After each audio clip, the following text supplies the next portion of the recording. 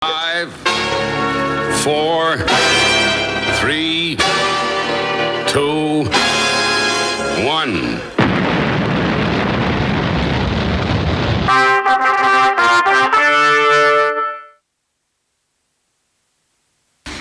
Good afternoon, everyone, and I hope you're all feeling good, not too caught up in a food coma after our lovely lunch. It's a pleasure to be here. I'm Ashley Namihas. I'm the Regional Sales Director for Textron Aviation. I'm based at Farnborough. I cover Northern Europe for Citation Aircraft Sales. My favourite memory from working in the industry probably goes back to 2003 when I first flew a BizJet. It was a Premier One from Blackbush to Farnborough on a maintenance sector, and it was enthralling. It was amazing. You won't be at all surprised to know that my favourite aeroplane is a Citation, and it's actually this little number here. It's a Citation CJ4. This really represents the epitome of single pilot operations. It dates back to the first CJ we built, the 525 in 1991. And it can climb at over 6,000 feet a minute. It can cruise at over 450 knots, and it's got a wonderful, beautiful swept wing based on our Citation Sovereign. And really, for aspiring pilots who want the best possible experience from an aeroplane, it doesn't get more exciting than this aeroplane. So that's what I'm passionate about, and it's great to be here, and enjoy your afternoon. I moved in front of a different 300, this time a Challenger 300, because it was too windy outside. I do want to tell you about the Embraer 300 though, and how it played an important part in a special aviation event in my life. I had the opportunity and the privilege to deliver the 500th 300 from Embraer. I delivered it to a gentleman who had the tail number painted FP3. What made that special is FP2, his father, and FP4, his son, were there at the delivery. All three of them had tears in their eyes when they realized the dream that had just occurred. So the last thing here is why do I think the P300 is one of the best light jets out there? It's a cool airplane. It has the best performance for a single pilot with the Garmin avionics. The operating costs are so much lower than its competition, and if you look at it, it's so damn sexy. So I'm glad to be here in London. Let's share a pint. By the way, that 300 I walked out of is for sale, so let's talk about it, and we'll talk soon.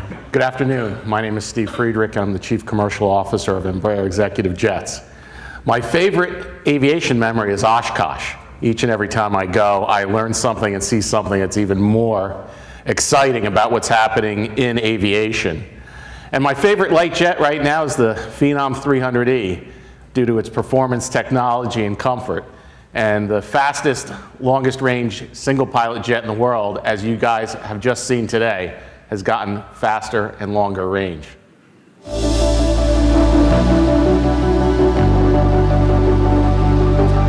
How's everyone doing? My name is Adam Hahn, and I'm the Managing Director of International Sales at Cirrus Aircraft.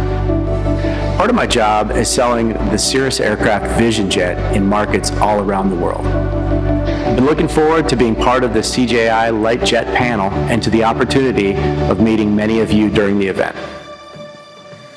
Well, firstly, thank you to the guys. I asked them to do an introduction on video last week. And it's made my first part of this panel very easy.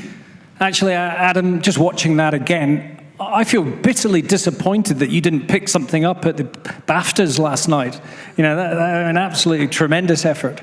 But straight into it then, the light jets. We saw the predictions for the next decade this morning, 2,500 aircraft, but Are we growing the market at the moment? And this panel is all about light jets.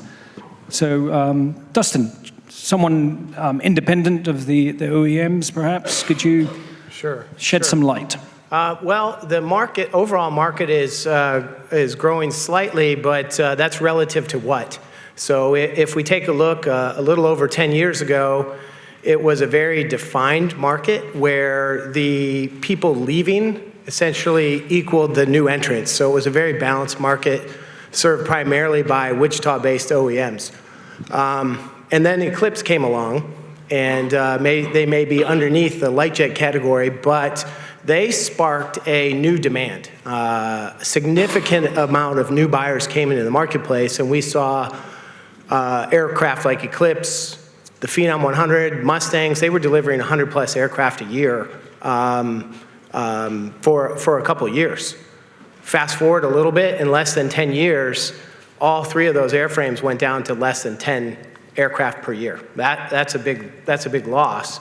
And 2 of them, the Eclipse and the Mustang, are no longer in production. So where did the demand go if that's the case? For those that purchased, a lot of them stayed in the aircraft, and some of them migrated up the chain to CJ3 or Phenom 300. But most of the new entrants went pre-owned. And I think Don said that before, is the new entrants are starting to come in through the pre-owned side. I know that with certainty. Over the last 3 years, jetAVIVA has had almost 300 transactions. So that, and a lot of those are first-time buyers. So relative to 10 aircraft a year, the market has grown, but to the 100 aircraft a year, it's much less. Of course, the margins are tighter in that market, and that's what I'm saying. I mean, when we do the maths from this morning, we see a predicted 2,500 light aircraft sales over the next decade. So let's do some division here. 2,500 divided by 10, 250 aircraft sold a year. Now, there are roughly, 10 different types of light jets, would you say? So that's 25 sales each. 2 a month? That's not sustainable, is it? Well, I think I think we're mixing in the entry level with the light jets. When you take a look at just the light jets, which is what a 300E is, and what we're focused on right now, we see that sales actually increased from a new delivery standpoint, up from about 176, 174 up to, we think it's going to be around 186 this year for 2019. And we anticipate we're going to have probably about 186 to 188 for 2020 right now, which is pretty much a consensus from the TRB that just came out as well. That was just met in Washington, D.C. So we're seeing that. When you take a look at that entry-level jet, that's a little bit different. But from a light jet standpoint, we're seeing extremely strong demand. And again, what people are focused on right now is speed, safety, how fast you can go, and how far you can go. Those are some of the things that we're really seeing in this market. Let's focus in on what the owners want. We all need more owners to come and buy your aircraft.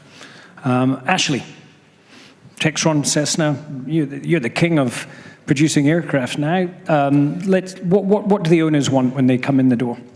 Well, I mean, the demographics are quite interesting because around 50% of the people that we're selling light jets to, they're not the typical people that you'd see in the Times Rich list. They're under the radar. They've got their own private businesses. They're entrepreneurs, and they have a passion for flying. And as much as 50% of the light jet market is really taken up by people that are going to buy and fly their own aeroplane. And they're very hands-on, right? So they want a lot of support from the manufacturer. They want a seamless process for scheduling maintenance, paying invoices. They want great access to co-pilots, so the training facilities have to be really functioning well with lots of capacity for training and recurrence and type ratings. They also need the latest technology. Frequently we are being asked to demonstrate the technological advancements that the aircraft come with to satisfy the customers, whether it's the latest internet capability, the latest touchscreen avionics. We're doing obviously a lot with Garmin. Collins have got their own touchscreen Fusion flight deck as well, which is integrated into some of our aircraft. So, it's about avionics, it's about the pleasure of flying for that audience. An aircraft that's light on the controls, easy to fly, and also not to forget the residual value. They need to know that when they're buying an aircraft, the residual value, the money they get back from that investment at the end of the day when they part with the aircraft is going to be acceptable. And it's been a challenge over the past decade, as we're all aware. But I think what demonstrates, what helps bolster residual value is obviously that propensity to keep buying the make and model. And what drives that is access to maintenance, access to pilots, knowing that the OEM is going to be there to support. And I think you can see, right? So, you look at, there's 330 CJ4s out there in the world at the moment in the field, and there's probably 4 to 5% available for sale. So right now, I think, and that's a trend we see with all the OEMs on the light jet side, generally speaking. So yeah, it's about peace of mind, I'd say, that they're getting the best bang for the buck. So if we're talking about growing the market and bringing more people in and using technology to sell these aircraft, I mean, Adam, Cirrus, what a great story of owner flyers. I've flown in the Cirrus prop, and it's incredible. You're like an airline pilot there with the technology in front of you, and your job is to get these guys to buy their first jet. Yeah, interesting. We'll fix that. We'll make sure you get a ride in the jet soon. But I was speaking with some colleagues earlier, and we're not sure where we fit in here. We're glad to be at the party. Thank you.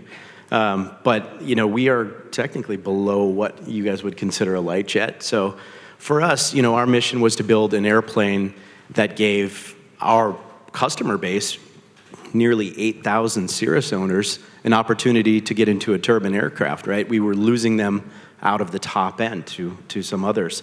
And what we're learning now is we're giving them access to a technologically advanced single-engine jet. And just like Ashley said, they care a lot about technology, comfort, and we focus, of course, on safety features. But what's interesting is it seems we've made it so easy to get into a turbine that it's building their confidence, and then they're more likely to upgrade to a bigger, faster, further flying jet.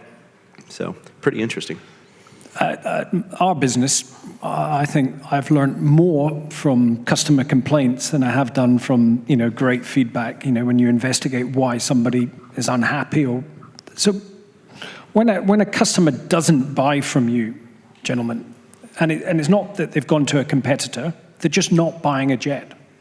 But we talked this morning about how much wealth there is in the world. I mean, people buy second homes, which are more expensive than aircraft, and they do angel investing for bigger bets than aircraft. So what is it when you've got a customer, maybe to all of you, but Dustin, starting with yourself, what is it when you've got a customer, they see all the benefits of flying by private jet, but they decide not to purchase one? Sure. Well, anytime a customer doesn't buy, I obviously haven't done the right job of showing the value in the proposition, but I think it probably falls in two areas mostly, and that's fear and optics. In the light jet category, that acquisition is probably a significant chunk of their net worth. So it's a big purchase, and making that leap of faith is something that's not an easy bridge to cross. And then, of course, the optics of owning an aircraft is, it's been in play for a long time, and it will be in play for a long time, whether it's politics or class warfare or sustainability.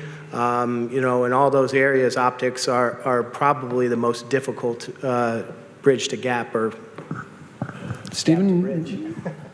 So it's interesting. When you take a look at the typical buyer of a jet, they're usually spending between 3 and 5% of their net worth.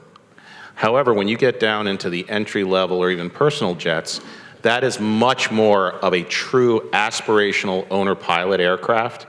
And that's where suddenly you get into certain concerns. And depending how the market's going and how the consumer confidence is, you may see someone decide to pull back because this was much more of a want than what they necessarily have as a need.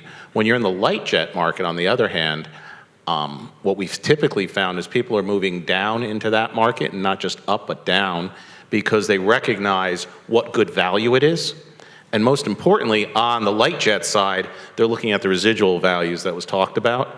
And when you take a look at what the depreciation curve is, especially on like a 300E, it's de minimis compared to anything else that's out there, especially when you compare it to some of the larger aircraft that are out there and what's happened in the values. So that's a slightly different buy at that point, and it's something that's not just aspirational, but also utilitarian. It's truly a tool for them to enable their lifestyle and their business that they have out there right now. In terms of those entry-level customers who are coming in and it's a passion for them, they've got the means to purchase this jet, but this is a lifestyle decision. They've worked hard, they've built a business, and now they're rewarding themselves. Yet at the last minute, they get nervous and they don't want to do it. It's a relatively big chunk of their net worth, say 10%, but they've got limited life left, perhaps, or useful life. So what can we do as an industry to make it easy for them? Are we being transparent enough about the costs, for example? Yeah, I think the costs are, I think we're pretty open about the costs of owning a jet or any aircraft in general. But I can say a problem I run into frequently is people will fly in the United States and they'll see how easy it is, right? It's so easy. You have airports everywhere. There's no fees. You can land 24 hours a day. There's fuel. It's inexpensive. So, adopting that mentality around the world, is less regulation, not at the risk or expense of safety, but at the opportunity of expanding business in Europe and the UK. I think that the red tape here and the airways fees and all those things just make it more difficult, and on top of that, Part NCC. Yeah, I would second that. It's all about reducing friction in the purchase. I think Cirrus does a great job of making the transaction fun, making the transition easy. I know all the OEMs try to, as Ashley mentioned, you need a little extra hand-holding with that kind of demographic, but any reduction in friction is really important because it's so easy to get scared away, especially if your buyer is a spreadsheet buyer. In other words, comparing all the pre-owned and new options on a spreadsheet and trying to make the decision off of that. It's so easy to get brain damage with the confusion in the marketplace. So yeah, I'd agree with that. I mean, I've seen plenty of buyers that could easily have bought 1, 2, 3, 4 aircraft over a 15-year period, but they kind of fall at the first because they go out and actually they solicit advice from 6, 7, 8, 9 different people, and they kind of get bombarded by us. And, we're all trying to sell them something, and we just baffle them, and they get confused, and they get scared, and then they retreat. And sometimes they come back, and sometimes they don't. So I think as everyone else has said it, we've got to make it as easy as possible. With finance, the regulatory challenges, I think, are there, and NCC doesn't make things particularly easy.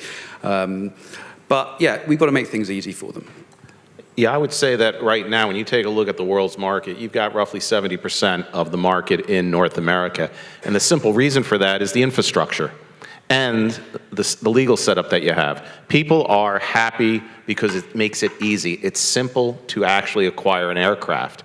And more importantly, it's straightforward to operate that aircraft. And that's really the key. When we take a look at what we do, we have to realize this is a customer experience. And it's not just the person who sits in the back or the person who's flying the plane or the person who maintains the plane. It's that entire group. And you've got to make things straightforward, approachable, but most importantly, simple to use.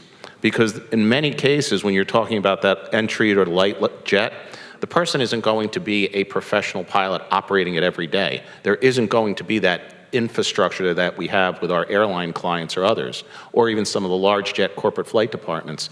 This is very much a one-to-one relationship, and what we have to do is support them any way possible. And that may be something as simple as providing them with advice on the airworthiness of the aircraft, which is something that's very important because you can overcome any of those obstacles that look substantial when they're really not, because they're not dealing with it on a day-to-day basis. And that's what we have to do as an industry, is to make it easy and a joy to fly, because what we're talking about here is a time machine, period.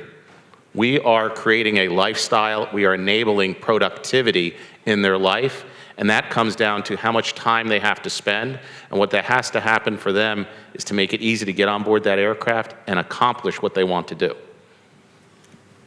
If we go back 13 years, everybody was getting very excited about the air taxi model. Is there room for that to come back? Well, if you take a look at where we're going today, from our perspective, we would say that the eVTOL is probably going to really supplant that concept of the air taxi. There's still a need for it, but what we're talking about, and I really liked what David had to say this morning about the transportation system, and there are going to be various legs of how we accomplish things. Right now, the big piece of it, if you will, the chunk from going from point A to point B is straightforward, but to get to point A, to get to Teterboro, to leave London, that's where we have to spend more time. And it's going to be a transportation system. So the eVTOL is going to be something that we can accomplish as an industry right now to produce the vehicle. That's not the issue. The long pole in the tent, and what we really have to focus on as an industry is how do we have that vehicle interact with air traffic control, with the ability to refuel, whether that be electric or other or hybrid, and to then go out and accomplish its next mission. And how do you move those around? That's going to be really where the focus is. That's where the secret sauce is for somebody, is to figure out how to make that whole thing interact.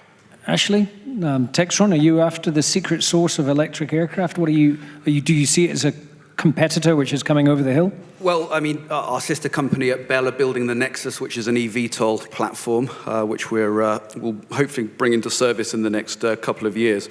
Yeah, I mean, I think it's about connectivity and time. They are time machines, and you know, the light jet, the Mustang, for example, 10 years of production, 500 aeroplanes, you know, tremendously successful with charter companies and owner pilots alike. I think there is a big role for that type of aeroplane in the market. If you look at your average trip, it's still 1.5 to 2 hours. It's still 2 or 3 passengers.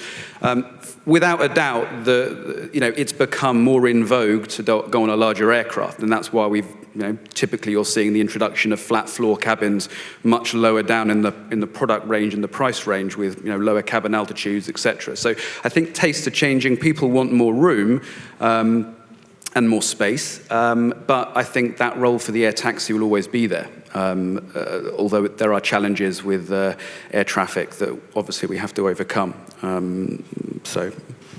Dustin, you excited about selling electric aircraft and light jets at the same time? If I can turn any metal into gold, I'm excited about that. Great. Questions from the audience when we've got the team here. I know Claudio wanted to ask about surfaceability issues, perhaps, of the future light aircraft. Where's Claudio? Here he is. Let's get him a microphone. Something about wanting airline reliability. Yeah, I come from the air taxi model, so a little bit lower than light jet, super light, or very light. And operating them for 9 years, this was the Mustang. Clearly the Mustang was designed as let's say a golfer's aircraft or a dentist aircraft. What the air taxi model was really missing was an airliner in that class. And this comes also from, you know, the OEM, the Embraer, Textron, Pratt & Whitney, Williams, you know, everything at that level of aircraft, everything's short-term, you know, short-term maintenance, hard time intervals on engines. You know, there's a need to build an airliner, and I think there'll be at that size, and you'll be able to expand that market. Is there any interest? It seems that interest is completely lost.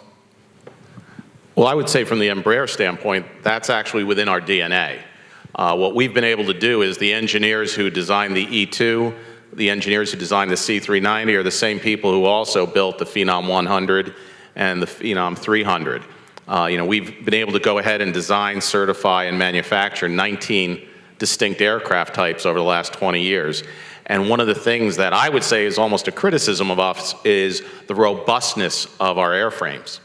What we've been able to do and what we focus on is to, again, keep it simple for the operator, keep it simple for the owner, and we build in a tremendous amount of what I would say is excess, even, reliability into that aircraft. And it's seen with the dispatch reliability that we've got on each one of those aircraft in our fleet right now. It's really going ahead and having that ethos from a design standpoint and focusing the engineers to be able to design, certify, and manufacture an aircraft safer, faster, and make it more maintainable than anybody else out there. And that's one of the things that we as OEMs, I think across the board now, are focused more and more on, which is design for maintenance, design for value. And it's not just how we go ahead and build the aircraft, it's also how that aircraft will be maintained in the field, because you want to keep it simple. And that's going to be the key right there. So to go ahead and do that, that's something that I would say from our perspective is at top of mind for us in our design. Adam, there's a question from the audience, which I'll summarize. It was about trying to make the flight deck a single pilot. The effort involved from the OEMs to make it single pilot, whereas in Europe, it's complicated airspace, having a 40K, a freelance pilot there. How do you weigh up the... Yeah, in the Vision Jet, a co-pilot is just used payload. I mean, it's really, there's no point. I mean, you really don't need two pilots in many of these airplanes. I realize you're going faster and some airspace is complicated and it's busy, but the way they design these cockpits today, it's totally manageable by one pilot.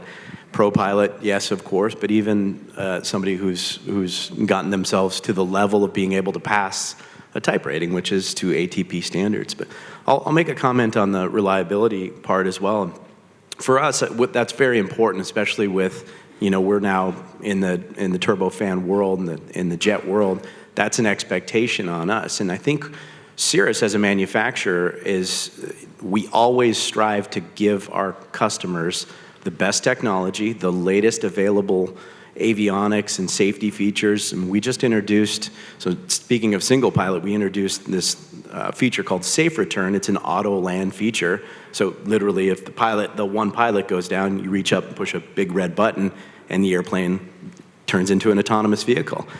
And the more and more technology and features that are just incredible that you put on the airplane, the harder it is to maintain, to keep all those features going all the time. Little things will happen. So it's a balance of the customer wants it all, but they also want it very, very reliable. Yeah, one of the things that we just did with the 300E is we announced some significant upgrades into the avionics package to go ahead and put in a light jet perf and told for the weight and balance to make that automated. ADS-B in, FAA Datacom. These are all things that are now available in this aircraft because going forward, I mentioned air traffic control. What you have to be able to do is communicate, and what we're looking to do is reduce the pilot workload, because when you reduce that pilot workload, you make the flight safer. And that's really what the focus has been all along. What else can we put in here?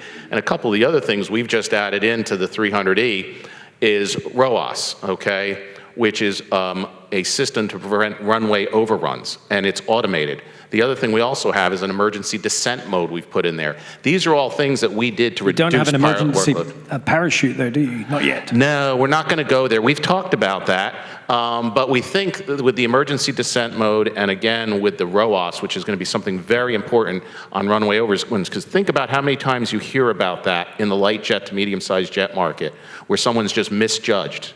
Okay, what's happening? So the emergency button is for passengers to press if something happens to the pilot?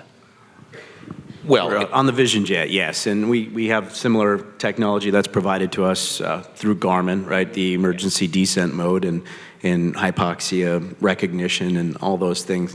You add them all together, it turns into a pretty complex system. And is this button going to be the most amazing bit of technology for all of aviation? Are we going to see airliners have one pilot with that one button that anybody can press? I'll let these guys. I'm not sure, but what I will say is certifying that technology, and the airplane has the technology. I've experienced it myself. It's unbelievable. You push a button and it starts talking to you, and it points itself towards the nearest available, suitable airport, goes around terrain, looks at the weather. It's incredible, and that's amazing. But so the hardware's all in the airplane, ready to go. The difficult part is, getting through the, certification with the different authorities, including now you have to integrate with air traffic control all around the world. Like, this thing talks to air traffic control, but what about ATC in Barcelona versus... Half of the underground in London has the technology to be driverless. The problem's the unions. Is that going to be the problem? You know, I don't view this as a union issue. I view this, although there is obviously a labor component, and I think it's a completely separate topic to have about how much it costs. Look, we're going to run on. This is a better subject. This is, no, but there is a tremendous amount that, and I think, you know, if you've heard me speak before about the challenges we have as an industry on education and bringing pilots in here, we have to do something. But what I'm looking at right now is those avionics, and what I mentioned before was the ability to communicate with air traffic control. The number one issue we're going to have is communication and connectivity. So when you take a look out there and what we're doing, we as manufacturers can design a fantastic aircraft. You know, when you look at the broker-dealer network that's out there to talk about selling those pre-owned assets that are there, that's all fantastic. But from a pilot perspective, from an owner-operator perspective, it's going to come down to communication is going to be the key. And that's where we're going to be focused on. I know Cirrus is doing something similar as well. There was a question earlier which popped up about single-engine turbine. We've got PC-12s flying all over Europe now. Dustin, how do you see customers? Are they just as happy now to fly single engine as two? Well, there's a certain segment of customer that prefers a single engine because they don't want to deal with the asymmetric thrust on two, so you don't have the type rating requirements. It's typically, for the owner-operator pilot, it's typically what they started with, so they're more comfortable with that. You know, so as really over the last 10 years, I've seen less and less resistance to a single engine aircraft or single pilot. Ashley, there's one for you.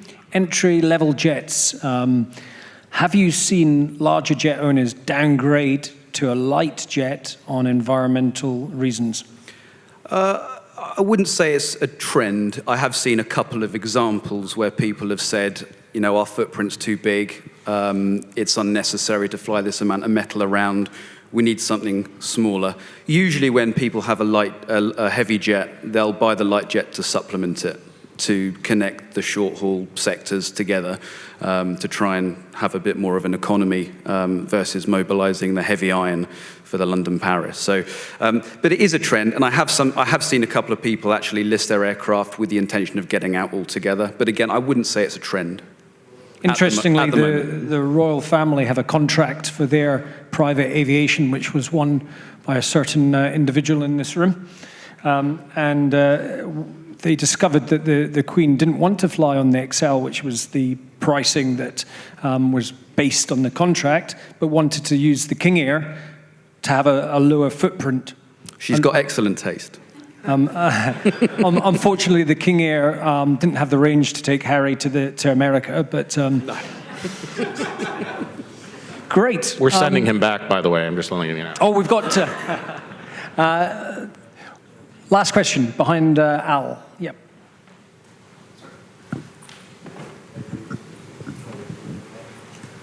Yes, my name is Danny Rudis from Hahn Airlines in Germany. So we're also a light jet operator to medium-sized jet operator, and we're doing this as an airliner. One question to the panel and to the OEMs. The problem which we encounter in all that years is if you buy aircrafts, and it doesn't matter if you buy from Textron or Embraer, whatever. I have the feeling that, you know, the people who are buying that aircraft are buying more than a vendor aircraft. That the things and the problem with maintenance is still the situation that if you have an aircraft on ground or you got maintenance, you got always the response, well, we didn't get the parts because it's the problem of the vendor. So, and here it is. So most of the time we are facing discussions with the vendor, not with the OEM. I mean, I bought the aircraft from the OEM, so the OEM should take care of it. So sometimes the OEM told me, well, it's the problem of the vendor. So all with that new technology, which is very nice and very efficient, it turns more out that it's got to be maybe a problem with to get, you know, the aircraft back on time in service, because of every time I hear this is a problem with the vendor. So I think this is a subject that the OEMs should clearly market out if an buyer or interested people are going to, well, purchase the aircraft. That is one point I would like to mention. The other point is, with all that nice features in the aircraft, and I came from the old clocks in the aircraft and to you know, the Collins or whatever suites up to the Garmin world. It's it's complicated. And if you're going in with not so much knowledge to deal with Garmin or to deal with that kind of stuff, it's not that easy, even if you're flying in congested airspaces. And this is also, I had a talk with Flight Safety International. They have to raise the bar for type ratings for entry-level pilots because they had an extremely high failure rate on that. So this is also a thing which the OEMs should clearly mark to the interest parties and to the potential buyer. And I just want to know what your comments on that is. Well, Dan, if I can take the first question, Daniel, thank you. I mean, as a sales guy, it kind of frustrates me when I hear my field tech representatives saying, "Oh, it's a vendor issue. You know, it's not our fault." Well, the customer doesn't see it like that. You know, we're the OEM, we're the provider. The buck stops with us, and that's, I think, completely reasonable. Some of the things that we've done to really try and bolster the availability of parts for our European customers is really increase the amount of warehousing space that we've got and increase the number of parts that are imported into Europe. And we work it out using a whole bunch of complicated equations based on failure rate and how often, which parts fail and how often, and which parts do we need to stock. So batteries, O-rings, brakes, etc. You've got to invest in parts inside Europe so that the customer can be put back in the air as quickly as possible. I'll let someone else take your second question. I can't remember what it was. Well, no, and I would say from our perspective, our focus is parts, parts, parts with logistics. Because at the end of the day, you're right. You bought the aircraft from us. We're going to service that aircraft. That's our responsibility. That's what we take on board right away. And with regards to training, that's something that we focus on extensively with us as well, because a well-trained pilot is a safe pilot. And again, the recurrent trainings and everything else, that's the one thing when we take a look at what we do when we sell an aircraft. First thing we say is training. If we need mentor pilot, get that in there. Make sure that the support is there, because we recognize that these people are not always going to be a professionally flown operation because of the recreational nature of what's happening.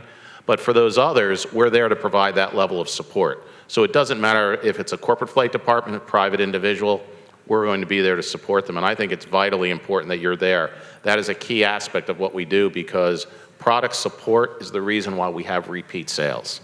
That's where we are. Great. Well, we're all out of time, so thank you very much, and thank you for the questions.